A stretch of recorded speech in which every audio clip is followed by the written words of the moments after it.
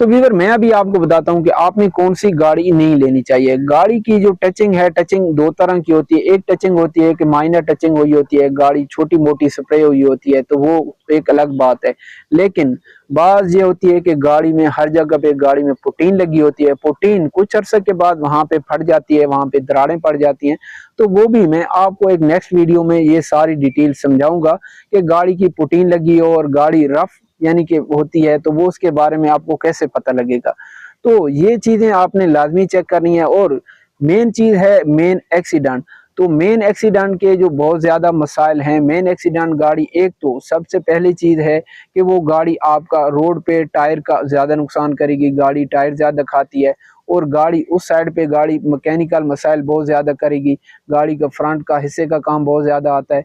और गाड़ी कल्टी हो जाती है, ये भी गाड़ी आपने देख लेनी है, क्योंकि उसकी छत को आपने लाजमी चेक करना है। जो गाड़ी कल्टी होती है तो उसकी छत चेंज हुई होती है या उस पे पेंट हुआ होता है, तो ये आपने चेक करना है।